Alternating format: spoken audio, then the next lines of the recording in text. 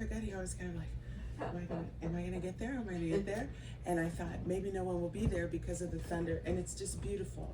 It's just gorgeous here, and people are out, and I didn't see much ice cream, but it looks like a kind of ice cream kind of evening. I stand up because I sit a lot to write, and as I've just admitted, I've been driving, so sometimes people feel uncomfortable, so I just explain that that's why I stand up. I do enough sitting, trying to get my work done and trying to get where I'm going. So I love this beautiful cover of this book. Yes. And I won't show you mine with all the little stickies on it, but this rough edge, it's called a deckled edge, and publishers only use it when they're thinking, this is going to be a significant book. So my first book, which was a novel called The Good Negress, it had a regular flat edge. And now the technology is changing so much, I'm afraid that the deckled edge will sort of go out of production or something. So I'm thrilled to have made it to this moment where not only do I have a new book, but I have deckled edge.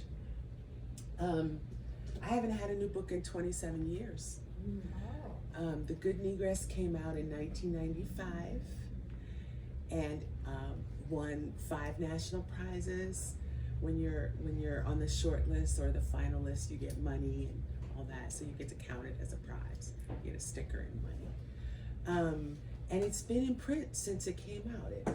It's transferred publishers, because usually they only buy them for the publication rights for 10 years. So it's transferred publishers a couple times. Now it's back at Algonquin, who published the original hardcover. But it's never gone out of print, which is kind of miraculous. So I've continued to be identified as an author, even though this is my second book. Now this is what we call creative nonfiction, which you never could have told me that I would write. But after Toni Morrison passed, they were looking for somebody to write about her in the New York Times who didn't have a totally professional relationship with her, who knew her personally.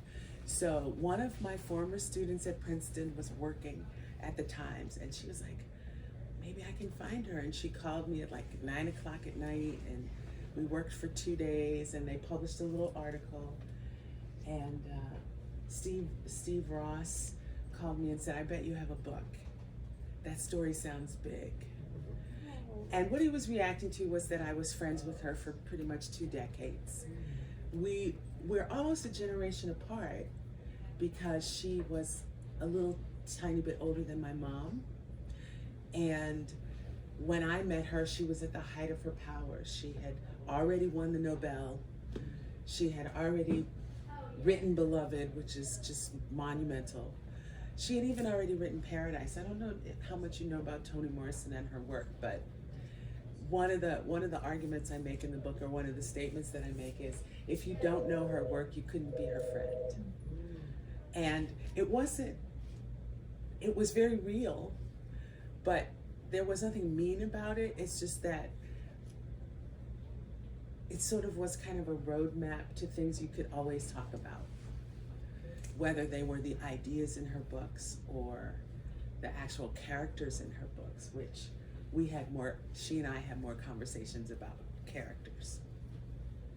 So I'll read to you a little bit.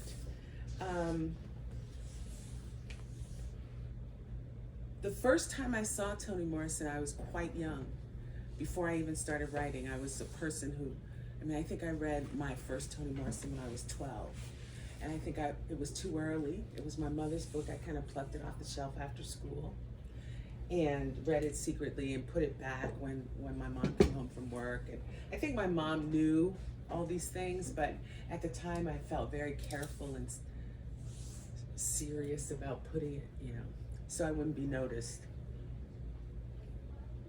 But I went to see her on the Beloved tour, and it was a really astonishing moment in my life because someone jumped up at the very end for the Q&A and talked about wanting to be a writer and asked Morrison for advice.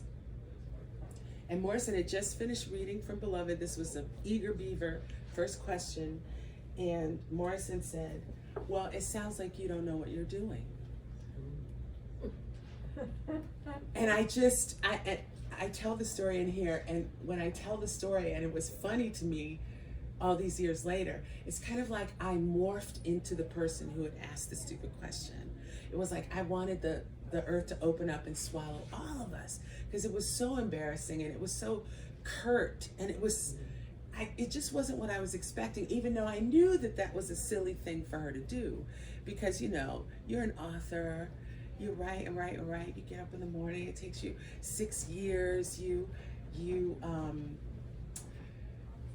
do all this revision, you're so careful, you've done this masterwork, and somebody gets up and says, can you please tell me how to write?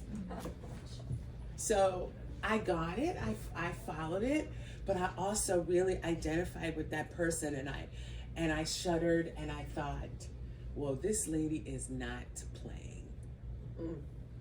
And then 20 years later, I get a call from Princeton, from her assistant, after I published my first book. And her assistant asked me to come and meet Morrison in the summer. So my boots started shaking. I started shaking in my boots like in April, and the meeting was in August. So those are some stories that I tell, but I'm gonna read the beginning. I'm gonna read just kind of my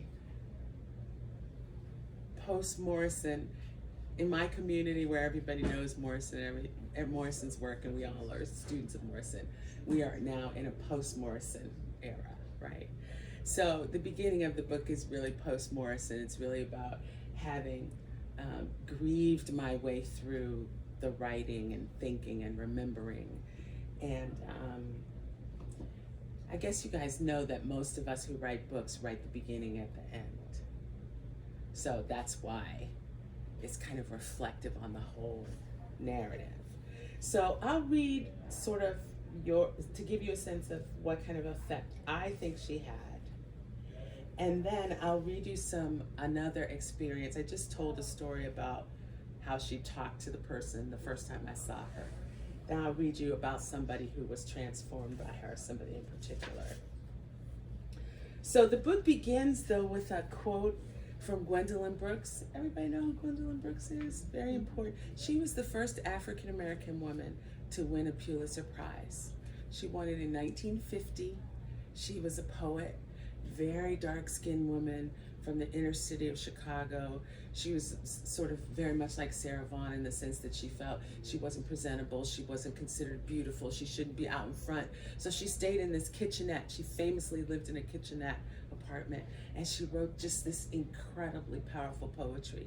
And when she won the Pulitzer Prize in 1950, which was way back in the day, segregated time, most of us didn't have any money, her electricity had been turned off. And so her partner was like, well, what, they're coming with the cameras, what you gonna say? She said, I'm not saying nothing. They're gonna plug them in, they're not gonna work, what does that have to do with me? So she was right, like Steely. She considered her options. She was just like, I don't know why they won't work. Next. So anyway, she wrote this poem for Paul Robeson, who is another very important African-American artist, even before Gwendolyn's time. And one of the themes of this book is about how we mentor each other. Because Morrison had this idea, once you're free, you have an obligation to reach back and free somebody else. So I think I might have been one of her somebody else's. And Robeson might have been that for Gwendolyn. And Gwendolyn honors him with this beautiful verses. We are each other's harvest. We are each other's business. We are each other's magnitude and bond. So she's talking about African-American artists, but in this roiling time in our country, like, it's sort of real for all of us. It's like, I don't know what you think. If we sink, we all sink. But anyway, here we go. The first section is called, Do You Know Where Your Wisdom Lives? Do you know where your wisdom lives? When you open the door to Toni Morrison, you look genius in the face. She was a legend while she lived. Now that she's gone, she's a literary monument, a beacon, an ancestor, an everlasting eidolon, thriving in a weightless world. A woman and a writer who left a voluminous legacy. A woman who lived through incarnations we can only conjure. Consider, Chloe A Wofford was born colored in Lorain, Ohio in 1931. Colored was the term of the time. Colored is what her birth certificate says. Mine says little n Negro. Morrison was 29 when I was born. So in those 3 decades, we made our first naming transition officially from colored to lowercase Negro. More name changes have come as we stopped accepting definition solely as a racialized opposite. Toni Morrison lived a dozen years short of a century, but she researched, thought about, and reimagined all 4 centuries of our experience here in this country we call America. This little girl from Lorain made books covering all our eras. She focused on our positions under the low sky of our lives, first as colored, then as, colored was originally an emancipated moniker, then as Negro, then as uppercase Negro, then as lowercase black, then as uppercase black, then as African American, which brings us through self-definition to now. Her books about us, about people living under unseemly, outrageous, and callous conditions, managed to capture our persistence and our stamina and our aliveness, regardless of how our country left our future for dead. Written from inside our culture, her characters and their struggles ring true to our experience, even when her invented scenes or situations were improbable or impossible. Morrison's works are soaring, towering accomplishments. Some of her sentences vault high as church steeples. Her word choices ring with musicality. Her constructed scenes or chosen names can give you pause.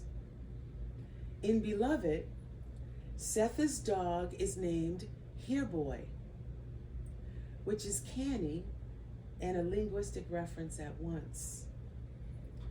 Through her characters and their situations, Morrison considered multiple positions. Her works both start and settle debates. People become seriously motivated after reading Toni Morrison. I have seen folk take definite action in their own best interest as a direct result of a Toni Morrison book. I read an article about a successful African-American businesswoman who read a Toni Morrison book and then immediately took the leap into entrepreneurship. People everywhere are changed after reading Toni Morrison.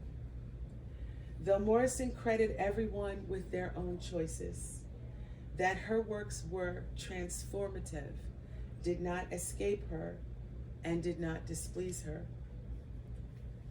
So, you know, her books are being banned now. And the reality is you don't ban any books that don't matter, right? You don't.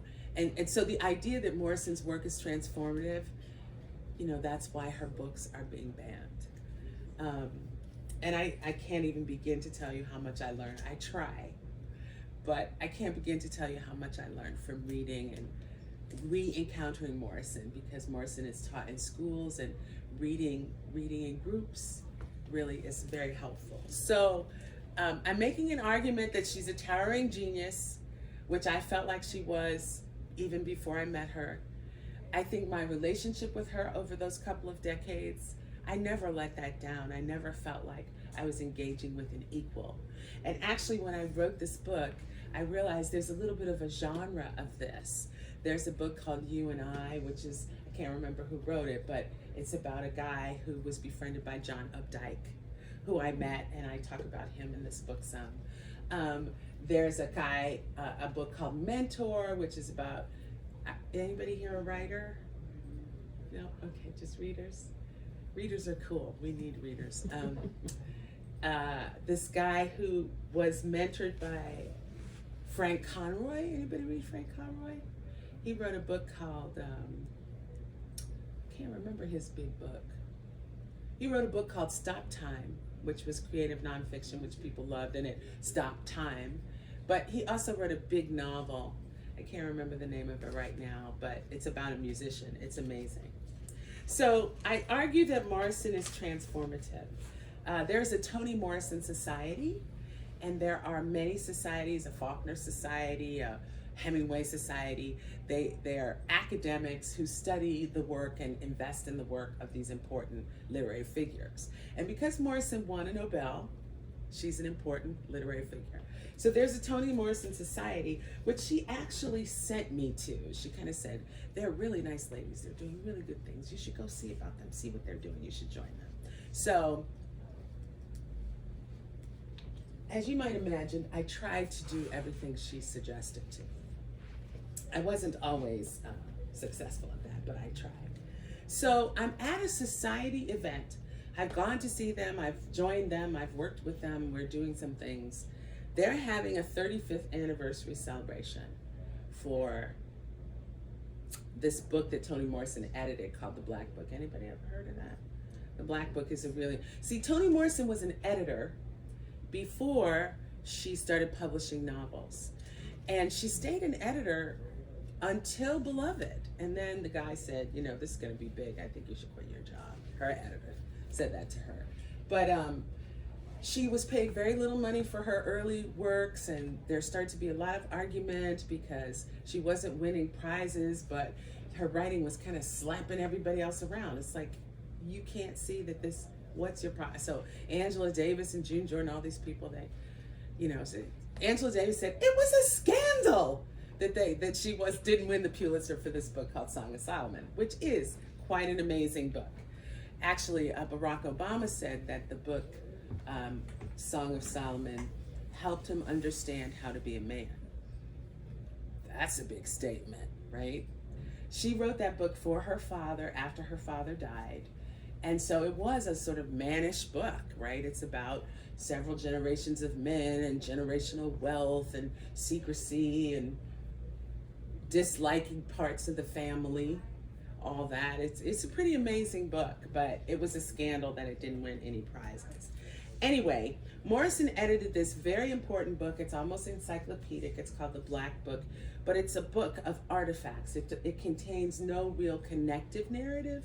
It's just images like from people's folklore collections and news clippings. And so what you're encountering is the history as you read it. And a lot of them are sketches from back in the day. And so you're encountering the history of Black people as it was published in the press of those earlier eras. And it's very startling.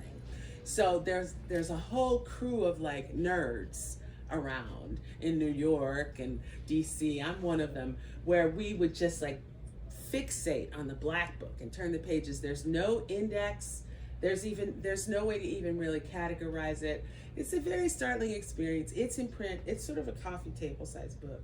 Well, not quite that big, but it's larger than this size. It's a really nice book to have and study. So a lot of us were looking at that book pretty intensely when we were young. And obviously the society recognizes its heft because they had a 35th anniversary celebration. So this little segment is just an example of,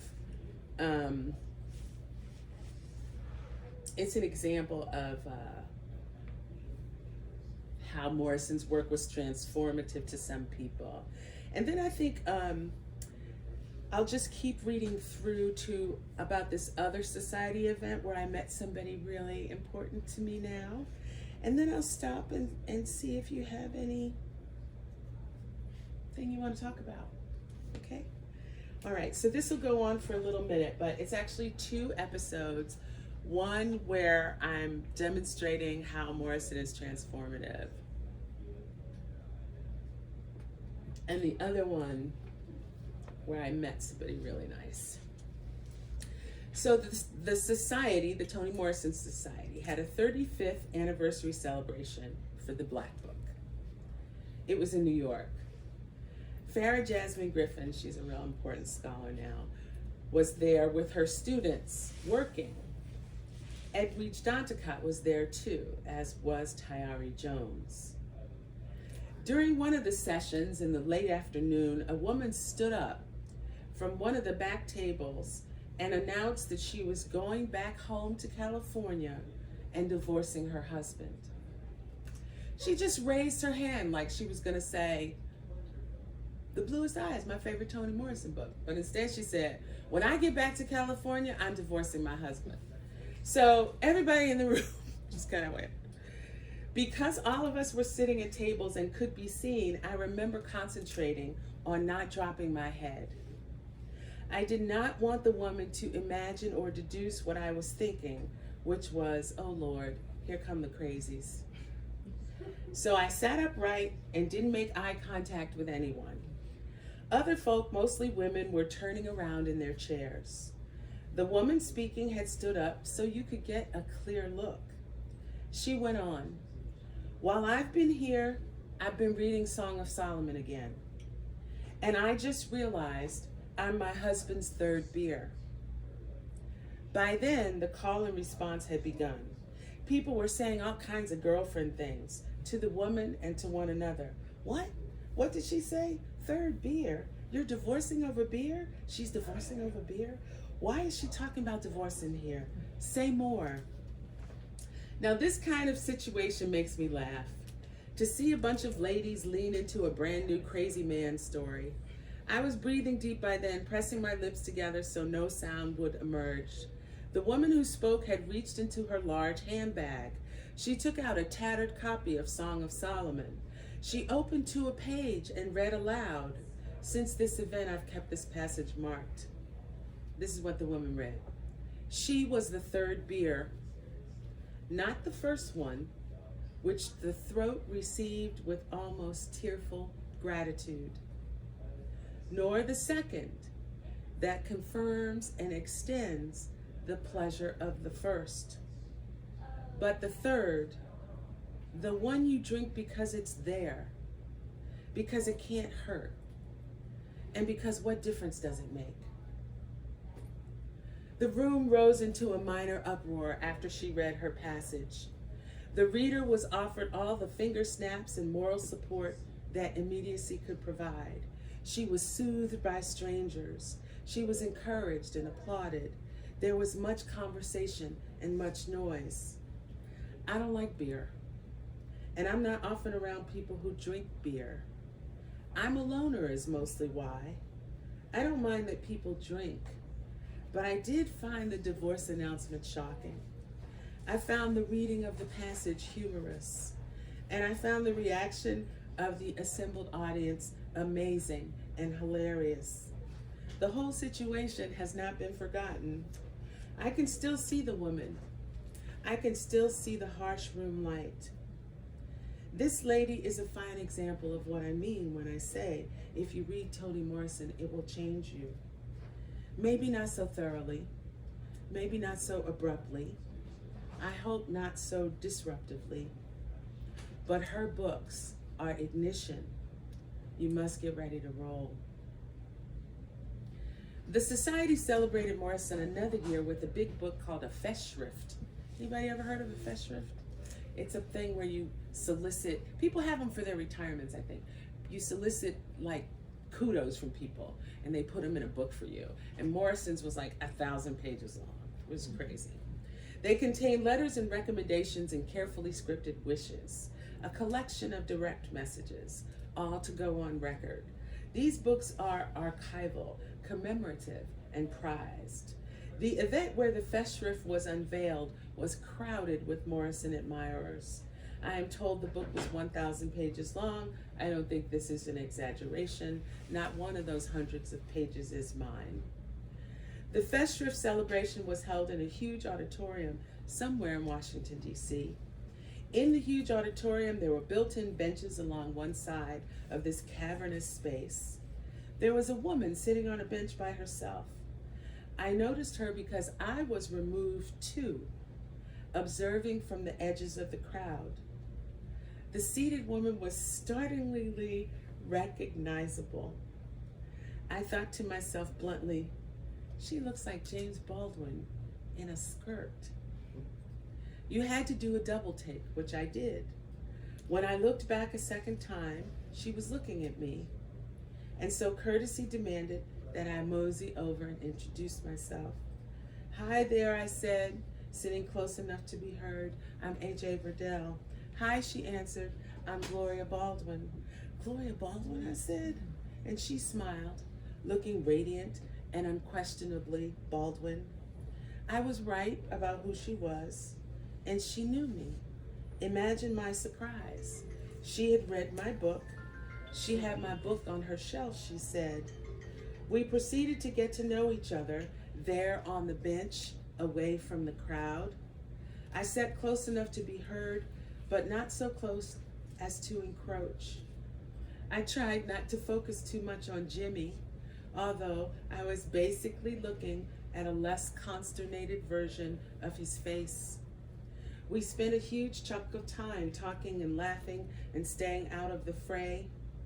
I think I must have told her how pleased I was to meet her, how glad I was to see her, 4 or 5 times, repetitive, gushing.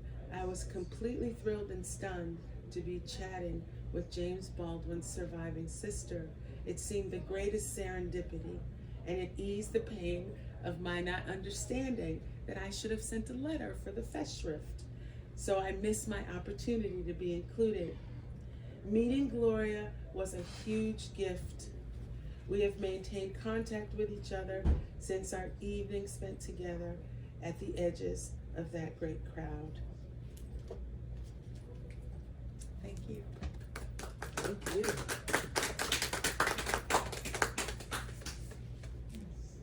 Anybody want to talk about anything? Yes, ma'am. Question. Yes. Is the black book still in print? It is. It is. Yeah, there's actually a few new versions.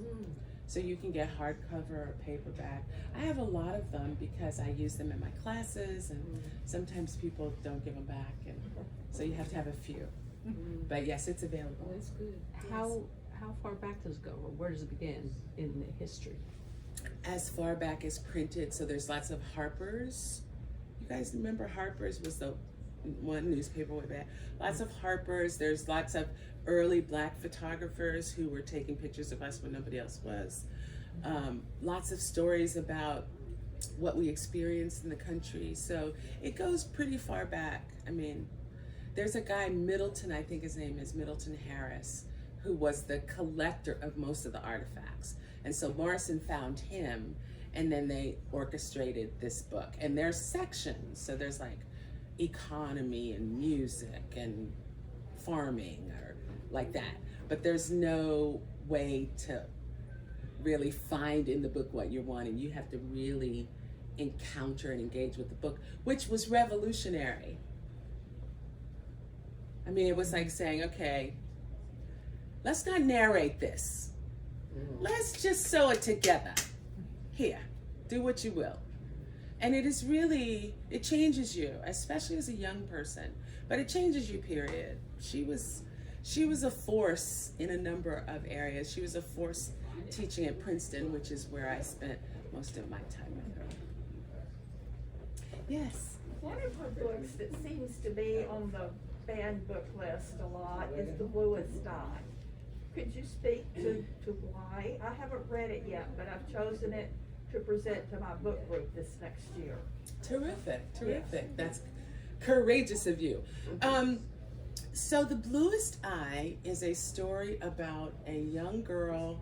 Her name is Pecola, and she is in foster care, and her parents are kind of whack.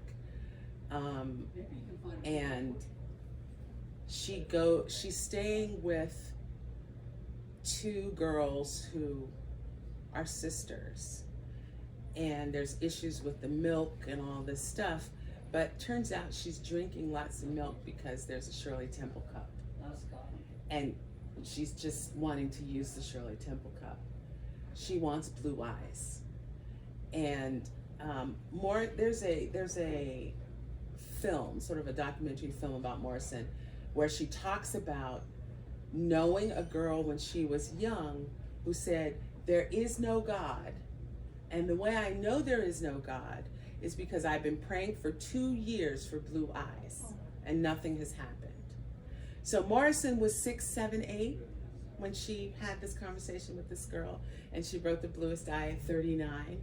So she's carrying this. So she built this story around it. So there's this self-hatred, and I teach The Bluest Eye. I teach college at an HBCU where the 98% of the students are African American, and they struggle with the bluest eye because bluest eye is about self-loathing.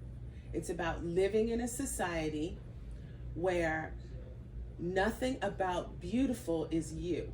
Nothing. Zero.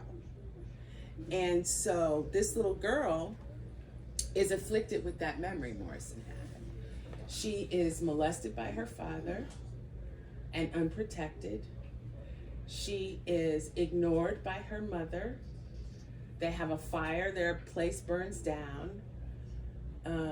The father who is molesting the girl was damaged because he was caught making love to the woman by these white guys who were like, finish it, bringing everybody to look and just humiliating them in the middle of this intimate situation. So there's a lot of aggressive sexual reality in the book, and that is probably why. But for us, reality is the key word, right? It's not as if these things are not happening. Right. So it would be different if it was made up. Like Beloved is about a ghost, right? The girl who's at the center of the story was actually murdered as an infant because her mother was trying to keep her kids from being taken back to slavery. They had escaped, and the property owner came, and your property is an enslaved person. So the property owner came chasing them down and was trying to take the pregnant mother and her 3 kids back, and she tried to kill all of them really, but she only was successful with one of them. So Beloved opens about 12 years after that happened, and the toddler who died is now a teenager, and she walks out of the water as a teenager. So, you can argue about lack of reality, about things that don't happen, but things that do happen, what we need to figure out is how to face them, because I would say that The Bluest Eye is about rape culture in some ways too. It's about this thing, but I'm sure that the book banners don't even get the bluest eye part of it. I think it's the sexual transparency or visibility that they're probably complaining about. But it's also quite apparent that a lot of the people who are speaking on the book bans have not read the books. I mean, those of us who know the books, we can tell from what they're talking about that they don't know the books. So they're hearing the parts. But like I said, if the parts are reality, what would be better for America is for us to learn, as Germany has worked very hard on, how do you confront a horrible national crime or crisis or catastrophe? And that's really where we should be focusing our attention. It's really shocking to have someone honored on the world stage and have, being awarded a Nobel, which is like, it's like queenly. It's a huge thing. And then somebody say, oh no, we don't want our children reading those books. It's crazy to me. Yes. Yes. How was that visit you had with her in August? That was your first meeting that you were nervous about. Well, I talk about it quite a bit in here because that's what people always want to know. You went to see Toni Morrison? When?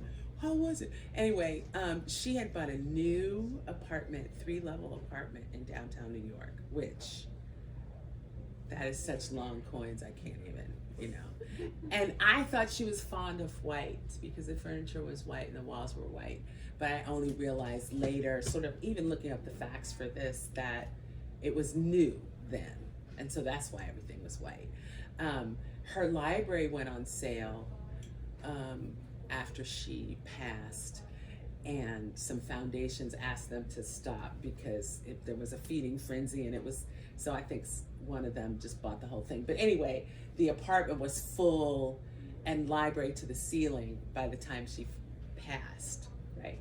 But anyway, it was fine. She was much smaller than I thought. You know, she was not very tall. She wasn't as tall as me. She could have been a giant, and I would have been like, hi. But she was also very social and very funny, and I could tell that she was sort of testing, do I have a sense of humor? And often I consider myself humorless, but I'm really not. I'm really not. But I was worried about it because I could see her kind of, because she, you know, she's besieged, right? So she wants to be around who she wants to be around, right? So I was prepared, I was kind of, you know, sort of on my toes for who else is going to be there. Is it going to be 10 people or 2 people or, you know, and it was just me. So that was really startling. But I believe I held my own, and we did have fun, and I knew enough about her work to pass that test as well. At the end of it, and I mean, it's a sort of very emotional moment, but at the end of it, she actually kind of, I don't even know how to describe it, but I was all dressed up and I was wearing my favorite scarf, and she just kind of insisted that I let her borrow my scarf, which I did not want to do, especially since she didn't say, let me borrow your scarf. She said, I'm cold, you know, and there's something else and something else, and I volunteered to go get a jacket for her, and she just like kept staring at it. So much so that I put my hand up to be like, what is she staring at? So she never asked, and then I offered it, and I never saw it again. So I'm like, here I am in my favorite clothes, you know, my outfit, like, this is my good outfit. And when I gave it to her, I said, this is my favorite scarf. Please bring it back. I'll see you. Because what she did, she asked them to invite me to Princeton. So she didn't actually invite me to come see her till I already accepted at Princeton. But I didn't really realize at the time that, I didn't know that I had come to her notice like that. I thought she had read the book. She blurbed the book, The Good Negress. I had some flowers sent because I thought it was amazing, and I had an address from her editor where I could send them. Did you ask her? Or don't No, authors usually ask for? We do usually ask for blurbs, but somebody who read The Galley sent it to her and said, I think you might like this book. And then she wrote in on, I didn't even know she had it. And I was at a writer's colony, my publisher called, and she said, you need to come home. You cannot be up there when all this is going on. And I'm like, but anyway, it was a very, very, very big deal. And I didn't ask. So I wasn't really aware that she was involved in the Princeton invitation, but I had accepted. To teach there. Yeah, yeah. And that's where we spent the early years of our friendship. And, you know, when I finished this, I kind of was like, I wonder if it was like a play date to her. Because she would invite me, and there'd never be anybody else there, you know, and we'd, you know, make language jokes and eat pizza and, I don't know, talk about history. And it was very exciting for me. But once I finished writing about it, I thought, I wonder what her perspective was. And she was very clear that she wasn't about defining relationships. She, you know, she felt really, and communicated very well, you know, I'm here with you. Like, don't be standing around doubting yourself and talking about what you do and don't know. And, you know, I'm here with you. That's enough. You know, that was her perspective, which I think is fair. You know, it's like when you take your kids to France and they're like whining about something irrelevant. It's like, hold it. we're in France. This is the Seine, we're walking, pay attention, you know? So she was kind of like that with me, so. But it was, I got used to it eventually, but it was very surprising the first few times that I was invited places that I'd get there and it'd just be us. So, you know, I talk about some of that. One of the things when you're dealing with people who are important, you kind of have to plan what you're gonna say, otherwise you're kind of caught off guard. So every time I knew I was gonna see her, I would make a little plan about, you know, if the conversation lulls or if she seems in a good mood, I'll say this or that. So I always had these ideas. So I tell a story in here about one night we played this game called Imagination or Technique. It didn't have a name, but she was like, she was sort of bubbly that night. So I just kept calling on these things from this book I had studied that she had written. Is it imagination or technique? And I was really surprised by the number of things that were technique. I mean, I really had a lift in terms of being a writer that night because technique can be taught. You know, imagination is your gift, you know, and you learn how to work with it, but it's still kind of a gift. There are some of us, just like some of us are humorless, some of us are unimaginative, you know? So, but, you know, I asked her like 10 questions and like 6 or 7 of them were technique. I was like, whoa, I can do this. Any other questions? So it was a great meeting, but it was a surprise. And I was thrilled to have gotten through it. And she brought me a scarf back from France one year to make up for the one that she took, but not the same. Did you remind her about the one she took? I asked for it like twice. And I could not figure out whether she kept it and was wearing it or whether. But anyway, it has changed the way I dress. I don't wear my favorite things to around. You know, I hold on to my favorite things. So, have you read Morrison? Nobody's read one? I'm fascinated by what you started at talking about writing the beginnings last, because I feel like her beginnings are so, I remember having that reaction. Well, I mean, 124 was spiteful, Yeah. but also in The Bluest Eye, which I read longer ago, and I can't remember it, but I kind of remember reading the first sentence and going, wow. Yeah. Yeah, that's amazing, like how, but I never thought of it, because as a reader, that's your introduction to it. I never thought of that as being kind of like the wrapping it up from the perspective of the writer. Yeah, well, once you know where your story's gone, right? When we're drafting, we don't always know where it's going. We know parts, Yeah. but when you try to fill in all those pages and all those details, you're making it up as you go, right? So once you've gotten to the end, once you know where your story has gone, right? People married 37 years could decide to go to Switzerland and renew their vows. Or like in Kathleen Shine's book, The Three Wise Men of Westport, the guy decides he's leaving the wife. So if this is a renew vows story, then the beginning and everything will be totally different than for the he left her story. Right. So we are going back all the time, but then once we really are down with where that story is going, then we go back to the beginning and say, all right, how do you start that thing? You know, how do you introduce the reader to it? And Morrison has said that everything you're going to encounter in The Bluest Eye, you encounter on the first page. There's So they've no got surprises. marigolds not blooming. That's right, that year, right? So not blooming is about this little girl who's not going to blossom, ends up pregnant and nuts, I think. Nobody wants to read that. She ends up unstable and pregnant by the dad.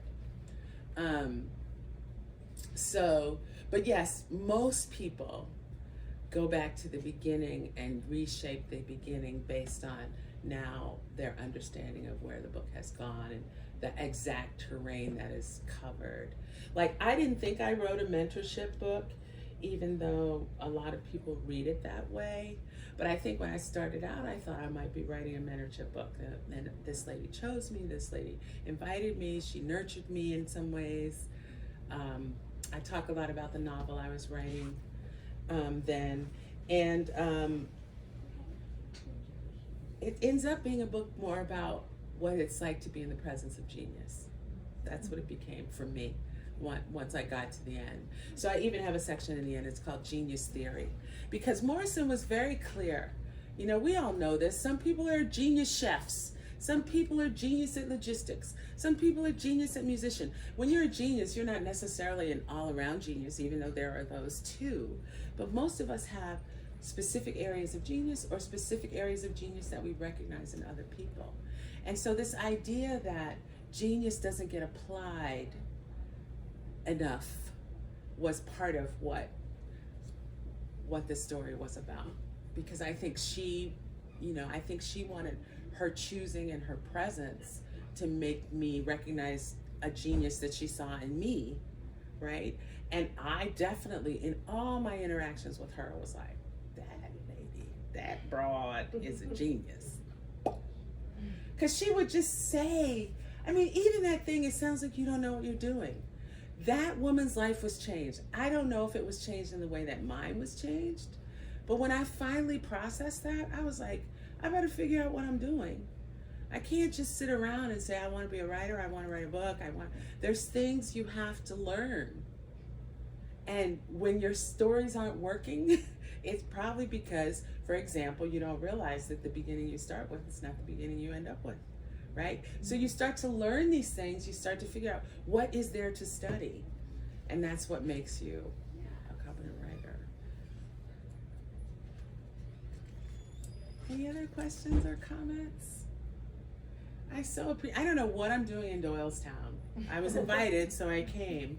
I looked up Doylestown on the internet, and it was like Noni West is Noni, our mayor. Noni West, the mayor. And I go down, it's all about Noni West. And why is her name Noni? And I was like, wow, she must be huge. So after like 5 stories on Noni West, I was like, okay, well, I'm going to Noni West land. That's so funny. I'm late coming to your talk because I was on a Zoom call with her. So Well, tell her it's that a full circle. her I name will. was She'll be Ray. so honored to hear that you have said her name. It's important to say people's names. It is, and I was very proud of Noni West's accomplishments. It seemed like a very good thing. She seems like a very serious mayor, so that's good. And she was on something else before she became mayor. I'm telling you, when you look up Doylestown, that's what you got. Does she have anything to do with the school board No. that's banning books? I hope they're not banning books in your town. Oh, they are. Oh, they are, really? Because this is Pennsylvania. Yep. Well, you know, with my students, I explain to them, if we just counted, you know, voting and not voting, do not vote would be president, right? So you got, you know, I'm trying to get, because young people, they don't really vote, but it's not good, the banning books thing. I mean, before we had banning books, okay, how about I say this way? I had my nephew over yesterday, he was helping me move stuff around. And he said, I heard you ghost wrote for somebody on Energy. And I said, yeah, I did. He said, who? And I said, well, you're not supposed to tell those things. Because, you know, my nephew would put it on the internet, I guess. I don't know. I don't trust him. But I did ghostwrite for a lady one time, and one of her very traumatic sore spots, and this very successful board member, I mean, she's writing a book, right? She's writing a book and she can pay somebody else to do it. This is how successful she is, right? Boards and business and all this various and sundry. But when she was in school in Birmingham, that's in Alabama? So when the school year began, they would get books that were discarded by the white schools. So they would have the kids' names in them, they would be all marked up, the pages torn out. And they would open the school year, and this is what they would present to these children. And this little girl who was destined for great things, she was so resentful of this. And this experience, I mean, she wanted me to write this thing to death, this experience that she had with these books. I mean, she just couldn't get off it. And we'd go to other chapters, and then the books would come back up again. That's why, I mean, this lady was like 70. And these books, and I mean, I understand it. I'm a book nut. My nephew was moving books all day long, right?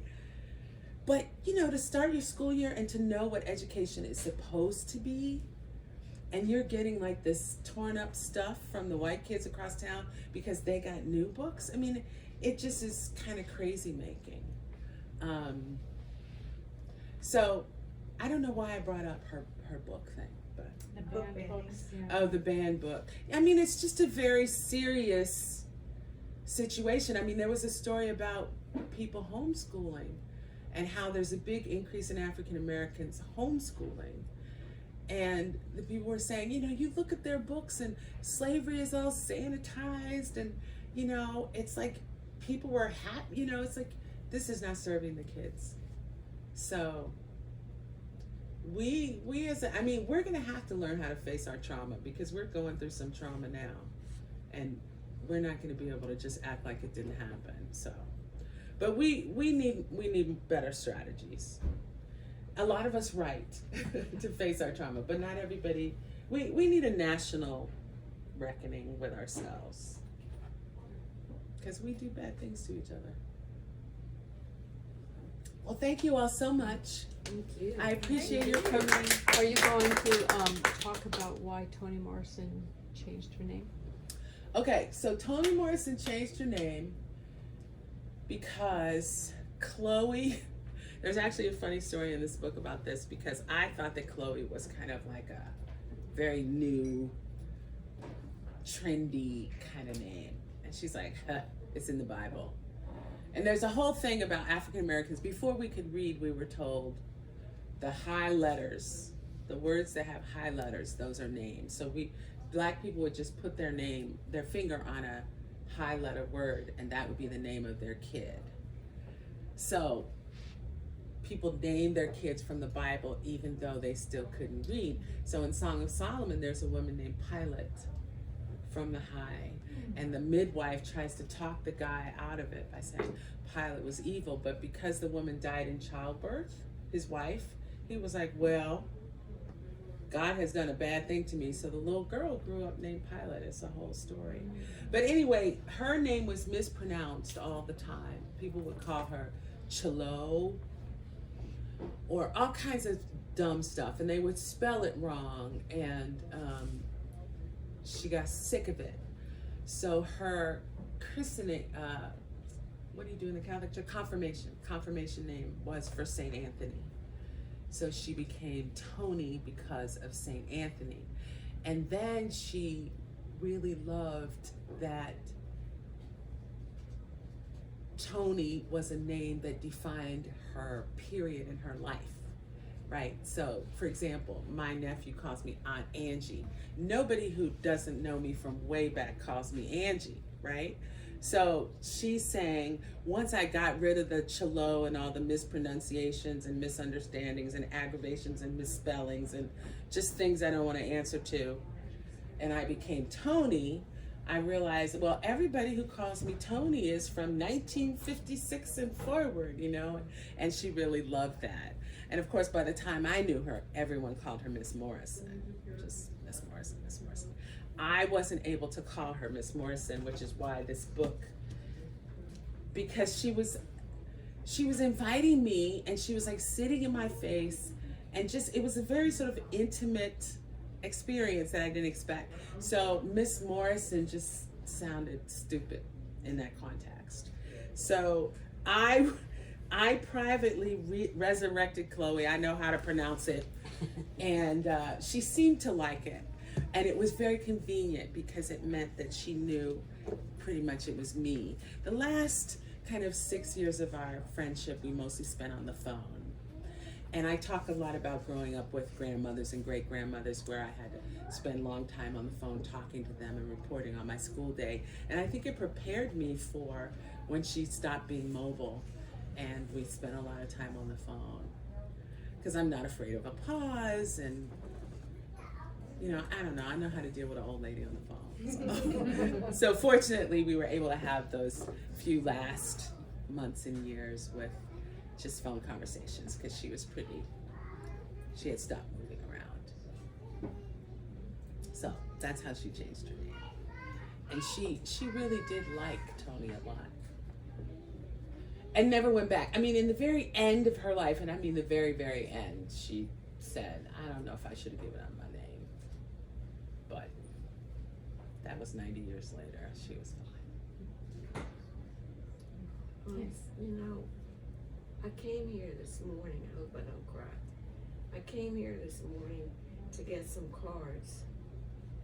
And I went back to the desk looking for where the cards were sold. And there was a flyer about your coming. And I saw 17th of August, that's today. Oh, I got to go. So, you're a gift. Thank you. Oh, I'm Yeah. so glad you came. I'm so glad I came too. I can't thank you enough. Oh, you're welcome. Serendipity, Yes. one of my favorite words. Yeah, I always say it's not by chance. Yeah. It's divine providence. Yeah. Well, I'm thrilled that you came, and my editor kept saying to me, this is a friendship everyone wants. You must write about this friendship. So I'm glad I did, because I think, you know, I'm not a journal keeper. I'm always worried. I don't know if you got, you know, Willa Cather? Willa Cather burned all her journals when she got 60. She was like, I don't want to write. And I'm kind of like that. If I'm going to write it down, I'm sort of, and I don't want that left behind. So I'm not really a journaler. So as I was writing these memories, I was like, some of them would be in color and some of them wouldn't. I was like, these are all going to turn sepia in my mind. So I was thrilled to have the opportunity to befriend her, but also to write about it. And I did try to make the book a gift. I really did. I thought it was a gift to me. So let me see what she taught me that I can explain. So I talk about racism. She and I she was really solid. Racism is a distraction, period. You know, she really didn't want people to get caught up in that, to sort of distract you from becoming who you're feeling like you need to become, because you think people are going to be mean to me, or people are being mean to me, or whatever. So I write about all the ideas that she explained to me. I've tried to deliver. And there's a little section in the back at the very end called The Main Among the Many, Lessons I Learned from Toni Morrison. And it's just kind of a list. Close the door on yesterday. That's one of my favorite ideas of hers. If it was yesterday, she ain't talking about it. That was yesterday. This will be a gift to students who study her in the future too. Yes, I hope so. Well, thank you all so much.